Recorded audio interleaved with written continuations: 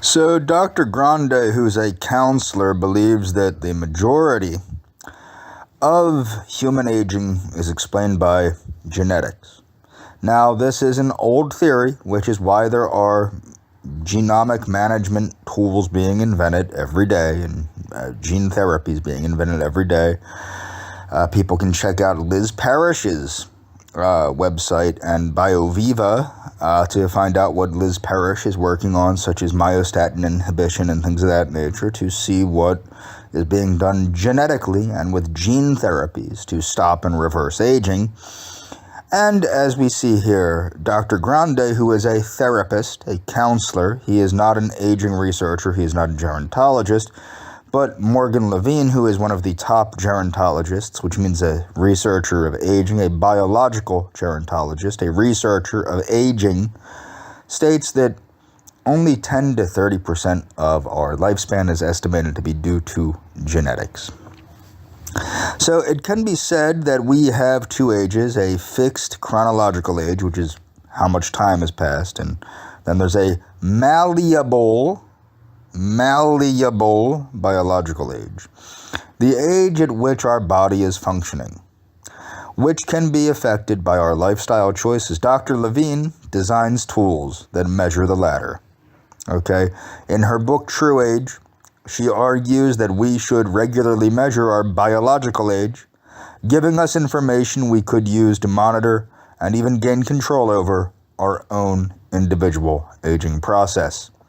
Levine, 37 at the time of this article, is an assistant professor of pathology and epidemiology at Yale. She now works at Altos Labs at Yale University, so she's a professor of pathology. Dr. Morgan Levine is a professor of pathology and epidemiology. She is not a counselor. Okay? What Dr. Levine does takes place in the world of reality, of physical reality, not imagination, physical reality. So, this June, she will join Altos Labs, a new $3 billion anti-aging biotech startup whose founders are said to include Jeff Bezos. What got you interested in the science of biological aging, they ask, and they spell aging the British way for some reason. And she says she was concerned about her father. Her father was 54 years of age, and she, unfortunately, was scared of his mortality. Why is biological age important? It is more informative than chronological age, meaning, okay, chronological age tells you how many years have passed since you were born. It really doesn't tell you shit other than that, okay? However, biological age tells you at what level you're functioning, okay? So, that's because it's not chronological time that drives the development of disease, but rather biological changes. These are chemical changes that take place in the body, among the molecules and cells in your body. Most people's biological age will be within plus or minus 5 years of their chronological age, but you can have outliers of up to 10 or more years. The wonderful thing compared with chronological age is that biological age is modifiable, okay? We don't yet know exactly how to modify it to the greatest extent, but the clock can be made to tick slower. So, it can be made to tick slower or even backwards, or even possibly go backwards. So, when Dr. Grande had stated that Bryan Johnson wanting to have the organ systems of an 18-year-old was biologically and physically impossible, keep in mind, Dr. Grande is not a biogerontologist. Dr. Grande is a counselor. Okay? So in response to our behaviors, your lifestyle choices can slow or hasten your biological clocks. So you advocate getting our biological age measured regularly, blah, blah, blah, blah, blah. Okay, it is in the early days for these tests, and they will need improvement, of course. There is no standard agreed upon way yet for measuring biological age. Different methods give different numbers, and there's probably no perfect way either. because there is nothing to compare against. But they are good enough to give people a general sense of their health status. Both my and other labs have shown, or others' labs, have shown these measures are better than just the standard cholesterol or glucose tests that physicians currently use. Doing it regularly gives a more accurate picture. People can put too much weight on a single measurement, and things like being sick or uncharacteristically stressed can misconstrue it. There are various, now what's interesting, my cholesterol is perfect because I'm a whole food vegan, but my cardiologist actually did tell me something interesting that I did not know. Stress and a lack of sleep can actually screw up your LDL cholesterol, which I did not know. I guess it stands to reason, but it's a little bizarre when you think about it. But there are various consumer tests available. How might we best measure? So right now she's saying probably the cheapest and easiest way is based on regular clinical lab tests that people would get done as part of an annual physical. She has published, meaning Morgan Levine has published, a method of estimating biological age that combines 9 blood measures, and the calculator to do it is free online. Okay, and you can follow these links if you follow the link in the description to this. So, but there are other ways too. Counting the diseases and or high-risk conditions a person has and adding this up into a single score is one method, though it is much less predictive for younger people. Molecular level methods include the measurement of telomere length, the protective sections. That's like, people know what that is. That's the non-coding DNA all the way, blah, blah, blah, blah, protective. So, though I don't think it is such a powerful predictor. It's not. They've shown that the telomere length doesn't really show too much. Another which her lab has worked on is epigenetic clocks.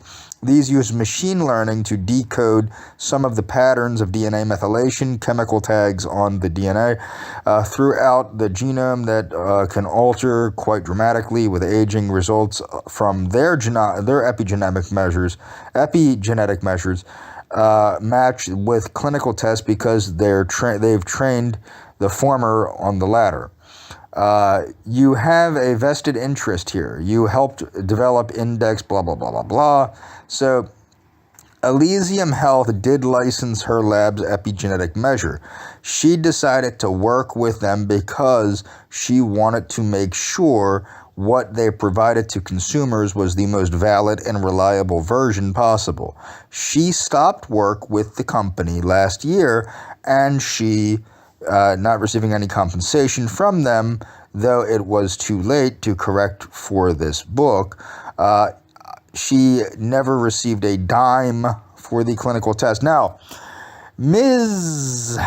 Levine, or Dr. Levine, it's very important because she wants to make sure, and she said this in her Wired interview, if you want to know what supplements to take, Dr. Levine, if I remember correctly, she says she only really takes a basic multivitamin and uses basic skincare and stuff like that. But what she said, look at what the scientists are taking, and most importantly, look at what the scientists that aren't selling supplements are taking.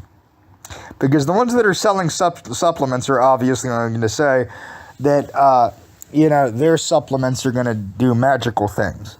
Okay, so keep that in mind. So, your own biological age is 5 years younger than your chronological age, but it might not feel so great to discover you are older biologically. Do you understand why people might not want to know? And she said completely. It is a personal choice for her. It is just a way to start evaluating things, a potential early wake-up call that can lead to behavior changes. And because it is potentially modifiable, it is less worrisome than a genetic test where these are the cards you are dealt. Now, keep in mind, Bryan Johnson reversed his biological age, I think 9 years or something like that. So what you have to keep in mind is these are modifiable factors. You can grow younger. That's a fact, okay? Which was proven by Bryan Johnson, okay? So is it just the usual lifestyle factors we all blah, blah, blah, blah, blah? The patterns we observe, meaning that she observes, are nothing surprising. People who tend to age slower don't smoke. So listen to, if you want to age slower, don't smoke, don't drink, exercise regularly, eat lots of plants, get better sleep. Does this sound similar to something? Maybe like the blueprint? And if you want to really amplify it, do all of this more. Okay? So get better sleep and experience less stress. On average, only 10 to 30% of our lifespan is estimated to be due to genetics. Only 10 to 30%. Caloric restriction is popular, blah, blah, blah. So the calorie study is really the only randomized clinical control, blah, blah, blah, blah. Some of the biological age estimates I have created have been applied, blah, blah, blah, blah, blah. Do seem to show some impact of calorie restriction, though whether it is down to the restriction of calories or just the lack of overeating. And this is the big thing that you need to understand here. And I'm glad she brought that up. One of the problems that I have had with fasting is that calorie restriction seems to do what fasting does. Now, what is calorie restriction? Calorie restriction is, as she says right here, just the lack of overeating. Now, there's a guy, Bernardo Lapaio, and his granddaughter had stated that Bernardo Lapaio, who lived to 115, I believe, he did not practice calorie restriction. But what he did practice is not eating like a fucking pig. Okay? He didn't drink alcohol. He didn't smoke. Okay? So Bernardo Lapaio practiced all of this stuff, which resulted in him living to 115 years of age. Now, he had stated that his son went off of that type of lifestyle and unfortunately passed away. So obviously, caloric restriction should be at a level where you're still getting adequate calories. That's the biggest problem. So in the calorie study, it was only 12% reduction. Okay, remember when I talk about the Okinawans only have a 12 or 10 to 12% reduction, and they eat a lot of other foods and things that modify epigenetic factors, that help modify gene expression, that help to reverse aging. And that's why they tend to live longer. So she is not a proponent of calorie restriction for most people. There are better ways, but there are probably less health risks with moderate calorie restriction versus what is more common, which is overeating. So keep that in mind. Eating a little bit less is a lot better than eating a hell of a lot more. Okay? So this person saying you and your husband, who also studies aging, are leaving your current positions at Yale, blah, blah, blah, blah, blah. So one goal is developing biological age measures to the level that they could be a surrogate endpoint in clinical trials to slow or reverse aging. Okay, using lifespan or disease incidence isn't really feasible because results can take decades. She'll also continue to study epigenetic clocks, blah, blah, blah, blah. The mega rich have a penchant for funding anti-aging research and Altos Labs, blah, blah, blah, blah, blah. And Dr. Levine says, that's not why I joined Altos Labs. I would actually have a big problem working on anything that increased health disparities. Dr. Levine, as far as I can tell, Dr. Levine and even Jeff Bezos, but Dr. Levine's goal, in my opinion, from looking at some of the stuff she says, is to get this shit into doctors' offices where people can get the help they need to take the action they need to help themselves grow younger. But do you really need to wait to find out what your epigenetic age is to take action? Or could you moderately restrict calories? Could you sleep enough? Could you exercise a little bit every day? Could you do the blueprint? Could you do Kara Fitzgerald's younger you diet? You could, okay? You don't have to wait for an epigenetic age test to do these things, okay?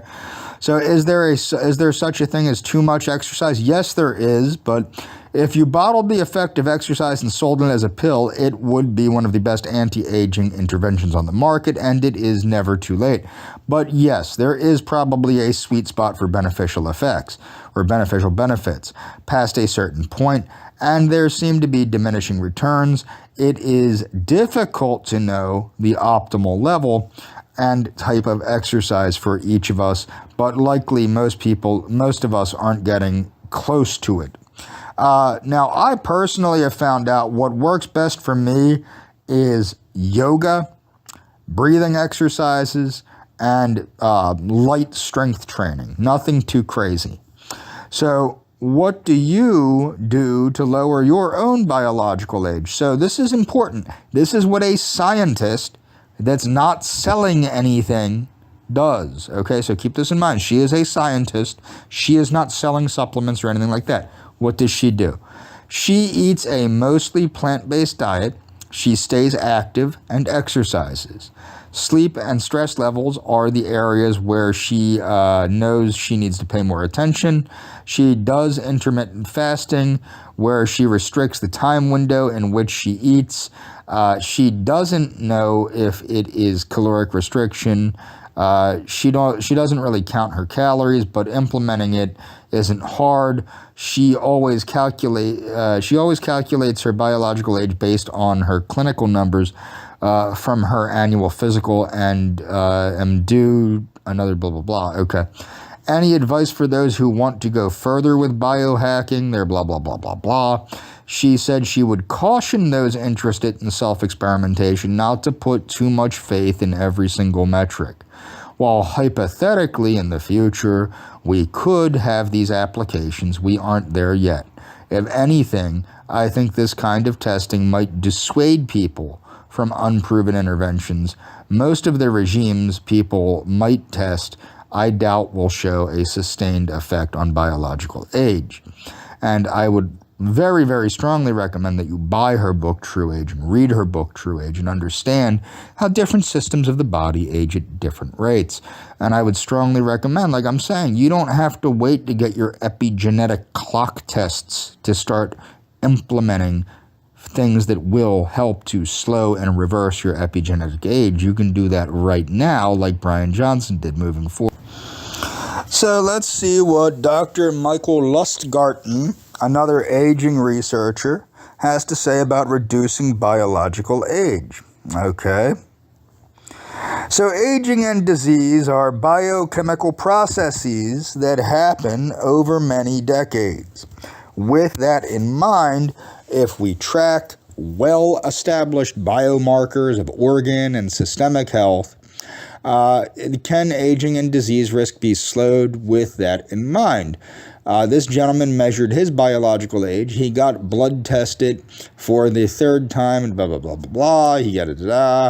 When entering the data and all the data, his biological age comes up to as 35.2. When considering that his chronological age is 48 and a half, that puts him at 13.2 years younger than his chronological age. And I strongly recommend people check out his YouTube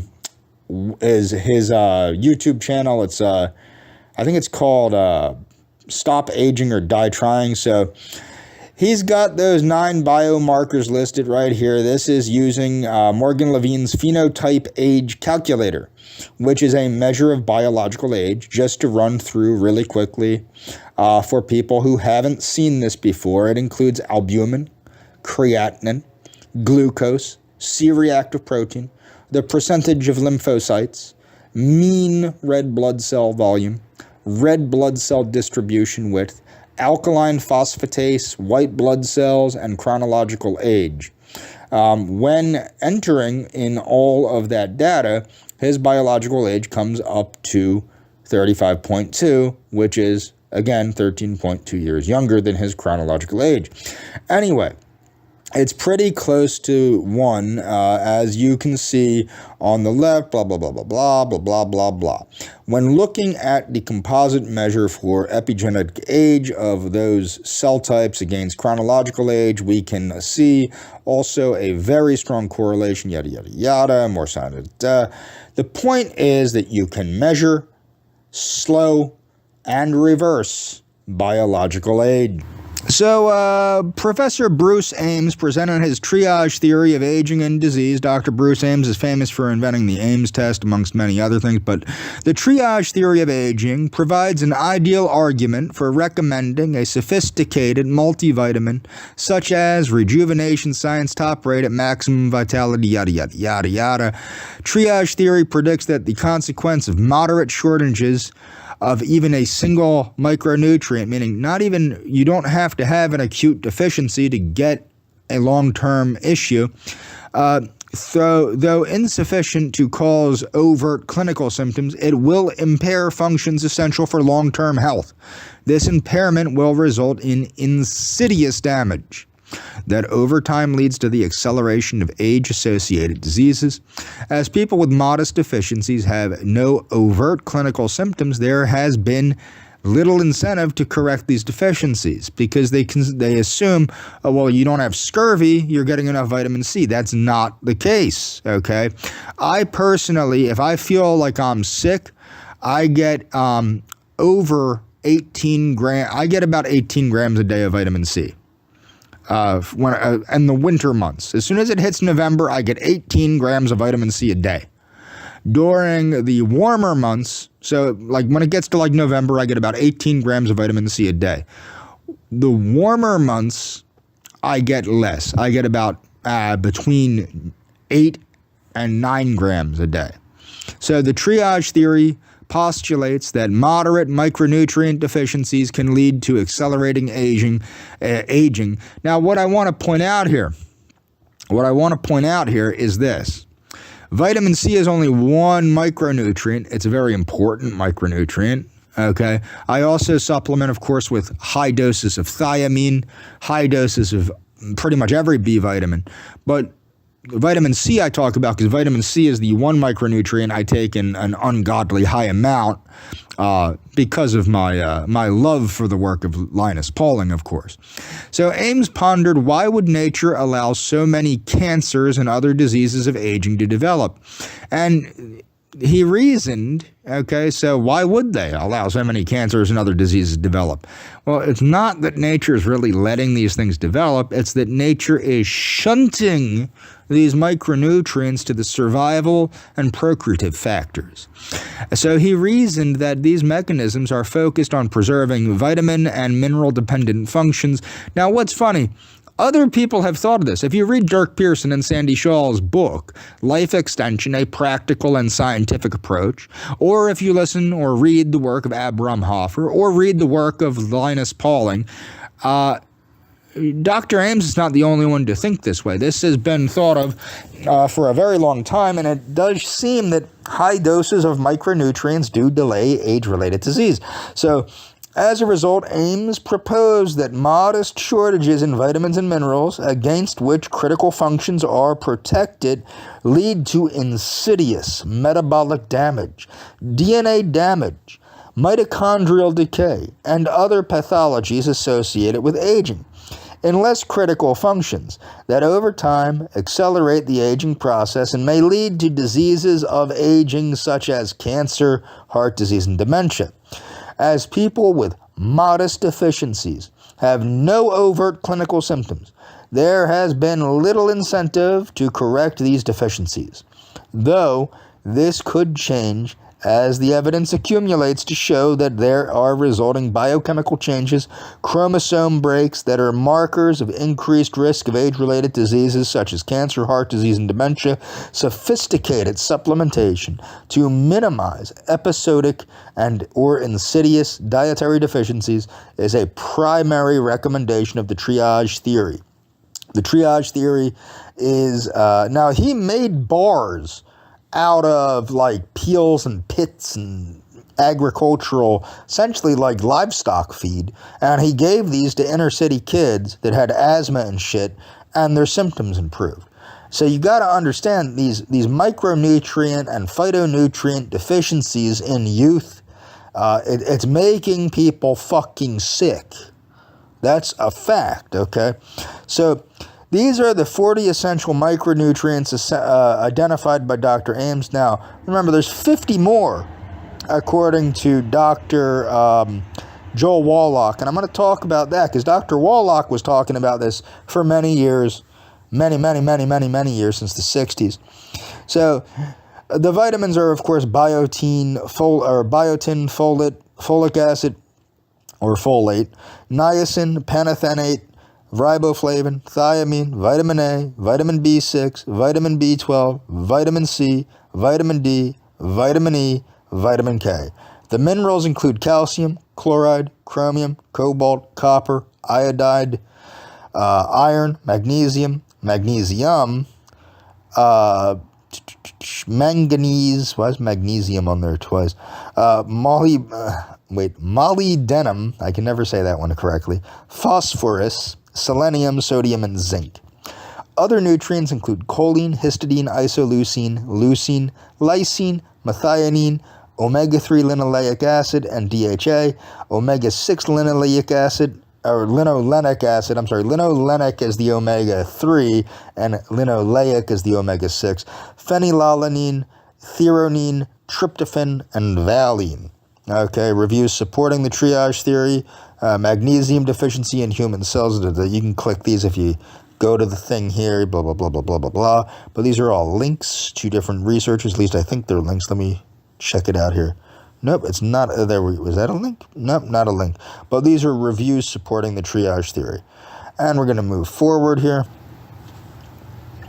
So Bruce Ames's longevity vitamins. The list of longevity and vitamins includes vitamin A, vitamin B1, vitamin B2, vitamin B6, vitamin B12, biotin, vitamin C, choline,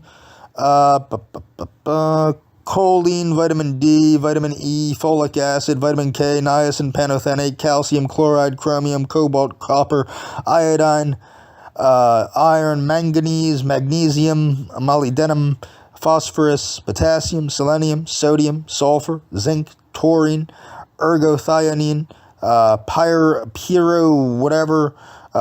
quinone, quinine, lutein, zeaxanthin, lycopene, blah, blah, blah, different types of carotenoids, carotenoids or whatever, astaxanthin, yada, yada, yada. So, the food that contains every longevity vitamin. Independent of Ames' research and years before his work on the subject began, K.C. Krejci, the founder of Living Fuel, was on a quest of his own. It started as a mission to restore the health of his wife, and once that was assured, it evolved into a mission to create the most nutritional meal in existence. Living Fuel, super meals, blah, blah, blah, blah, blah. But it helps with all of this stuff here. So you can check this out on your own. This is clearly livingfuel.com. Moving forward. So, Brad Stanfield's 9 supplements to slow aging. Now, people that don't know who Dr. Brad Stanfield is, he is a physician. Again, not a counselor. An actual medical practitioner that practices medicine in New Zealand. So, his supplements to slow aging are creatine, protein powder, TMG, a multivitamin, omega-3, psyllium husk, collagen peptides, hyaluronic acid, melatonin.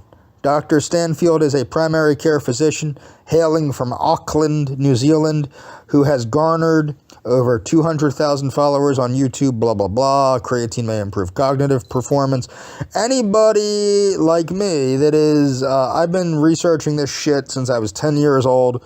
So if you've been reading about things like nootropics and shit like I have, you know creatine is a big nootropic. Basic vitamins are. Protein powder may minimize muscle loss. Remember, protein stops sarcopenia. Stopping sarcopenia increases lifespan. Moving forward. So this is Dr. Greger's book, How Not to Age. I don't See, the thing is, the problem with this book, he recommends protein restriction. I don't. I recommend reviewing the pathways and looking at which other ways to activate those pathways, okay? But moving forward. So this is age reversal factor fiction. So this is human age reversal factor fiction. As you can see here, human trials have reported that caloric restriction, a plant-based diet, lifestyle changes involving exercises, a drug regime, including metformin, vitamin D3 supplementation, are all capable of slowing down or reversing an aging clock. So keep that in mind. This is from PubMed. Read it. Human trials, numerous human trials, have reported that calorie restriction, a plant-based diet, lifestyle changes involving exercise, a drug regime including metformin, although metformin or berberine is also didn't hear that, and vitamin D3 supplementation are all capable of slowing down or reversing an aging clock.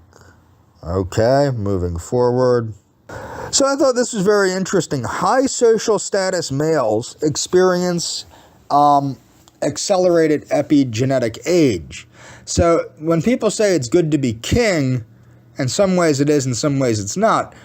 I thought this was interesting. I'm not going to get into this, but I think it actually has to do primarily with stress. And the reason why I say that is when you're a high status male, you have to rule with an iron fist, and you constantly have to be on the lookout to get, beat over the head. But with baboons, for example, a baboon, alpha males are going to have the best food, first choice of food, first choice of females, you know what I mean? But their epigenetic age is accelerated. Why is that? Well, let's see. Maybe I will get into it. So, plain language summary. For most animals, age is one of the strongest predictors of health and survival. But not all individuals age at the same rate. In fact, animals of the same species can have different biological ages. Blah, blah, blah, blah, blah, blah, blah, blah, blah. And here's some charts, blah, blah, blah. The point is, I really do think it has to do a lot with stress. So Dr. Grande is also famous for saying nasty things about vegans. I really don't care. I think people have their own, whatever. You can do what you want. But they identified 3 distinctive aging trajectories in a large Asian cohort and found that adopting a plant-based diet pattern, especially when rich in healthy plant foods, was associated with a substantially lowered pace of aging. So people might be going, why does Bryan Johnson eat a vegan diet? Well, that's a very good reason to eat a vegan diet, isn't it? Supplementary, so keep that in mind, plant-based diets, so they have 3 latent classes of accelerated aging, slowing aging, medium degree, blah, blah, blah, blah, blah. Well, when you eat plant-based, you have a slower rate of aging, and that's why people like Morgan Levine eat a predominantly plant-based diet. So what about just healthy eating? Okay, well, results, all 4 healthy eating indexes. Okay, so let's see, methods, blah, blah, blah. What's this doing to me?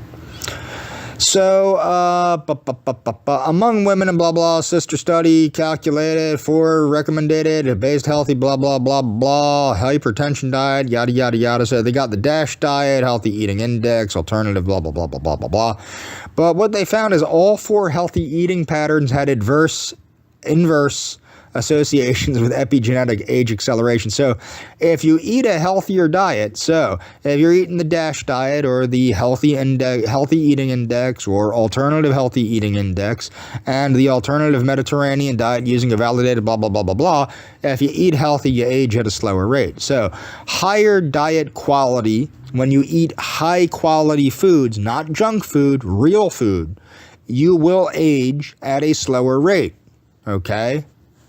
So some people might want to know, well, what about the triage theory? Why the triage theory? Why should we listen to Bruce Ames? Well, because it's common sense, and it's been common sense for a long while, and I'm going to let Dr. Wallach explain that. We learned in the animal industry over 100 years ago that to maximize the longevity, maximize the genetic potential for production of milk and meat and eggs, to maximize health, we had to eliminate disease because we don't have health insurance for animals. So we learned a long time ago in the animal industry that we could prevent birth defects, we could prevent infertility, we could maximize longevity and health and fending off disease by giving all the known essential nutrients to animals based on body weight. And we learned 100 years ago that there's 60 minerals required, 16 vitamins, 12 amino acids, 3 fatty acids, and that's the 90. And you cannot depend on it from being in your food, because nutritional minerals, which make up 2/3 of the 90 minerals, make up 2/3 of the 90 essential nutrients. 60 out of the 90 are minerals. And some places have 10, some places have 15, some places have 20, some places have 40. Plants only need 3 to maximize their benefit and make good seeds for the next generation. Human beings and all other vertebrates, whether you're a hummingbird or a crocodile or an elephant, require 60 minerals. And so the only way you can guarantee that and actually prevent an enormous amount of unnecessary misery and cost is to consciously supplement with all 90 essential nutrients. We learned in the animal industry over 100 years ago that to maximize the longevity, maximize the genetic potential for production of milk and meat and eggs, to maximize health, we had to eliminate disease because we don't have health insurance for animals. So we learned a long time ago in the animal industry that we could prevent birth defects, we could prevent infertility, we could maximize longevity and health and fending off disease by giving all the known essential nutrients to animals based on body weight. And we learned 100 years ago that there's 60 minerals required, 16 vitamins, 12 amino acids, 3 fatty acids, and that's the 90. And you cannot depend on it from being in your food, because nutritional minerals, which make up 2/3 of the 90 essential nutrients, 60 out of the 90 are minerals. And some places have 10, some places have 15, some places have 20, some places have 40. Plants only need 3 to maximize their benefit and make good seeds for the next generation. Human beings and all other vertebrates, whether you're a hummingbird or a crocodile or an elephant, require 60 minerals. And so the only way you can guarantee that and actually prevent an enormous amount of unnecessary misery and cost is to consciously supplement with all. So this is Bryan Johnson's blueprint website. You can check it out yourself. It's linked in the description. You can find anything out you want. Blah, blah, blah, blah, blah. Let's see here. Trying to navigate this. So this is the blood glucose, yada, yada, yada. You can check all of it out. And when we come back, I'm going to discuss what I consider to be the ultimate self-care book ever written. The most extensive self-care book ever written, which is The Way to Happiness by L. Ron Hubbard. I've gone through this before. I think very quickly I'll touch on it. Let me see if I can see something here. So the basics of The Way to Happiness, and I'm going to get into this in my next video, but I'm going to close out this video with this real quick. Well, not really. I'm going to do something else real quick, talk about some other things I'm going to be covering in my next video. But number 1, take care of yourself. Number 2, be temperate. Number 3, don't be promiscuous. Number 4, love and help children. Number 5, honor and help your parents. Number 6, set a good example. Number 7, seek to live with the truth. Number 8, do not murder. Number 9, do not do anything illegal. Okay, number 10, support a government designed and run for all people. Do not harm a person of goodwill. Safeguard and improve your environment. Do not steal. Be worthy of trust or trustworthy. Fulfill your obligations. Be industrious. Be competent. Respect the religious beliefs of others. Try not to do things to others that you would not like them to do to you. Try to treat others as you would want them to treat you. Flourish and prosper. So I consider this to be the ultimate self-help, or self-care. Everybody wants to say self-care, between self-care and mindfulness and all this other hippie bullshit, that's the basis of mental health these days. But what people don't know, you don't need all that psychobabble, okay, which is what it is. It's a bunch of gobbledygook and psychobabble. You can just pick up a copy of The Way to Happiness by L. Ron Hubbard and in a very straightforward manner embrace a mindset and a lifestyle free from the gobbledygook of counseling and the mental health industry and all that, that's going to promote your mental, physical, and social health. It's right here. And it's, you can just, you can just read it off of here, but I would highly encourage people to get their own copy of the book, to give the copy of the book to other people. It's an exceptionally good book, and it's free from the nonsense that you get from other types of stuff that, that's being promoted now. So this is a bullshit-free way to get your life on track, essentially. This is implemented in Criminon, this is implemented in Narcanon, and this is probably why those programs work moving forward. I'm also going to talk about Sanford Bennett's books. I highly recommend people read and own Sanford Bennett's books, Exercising in Bed and Old Age, Its Cause and Prevention.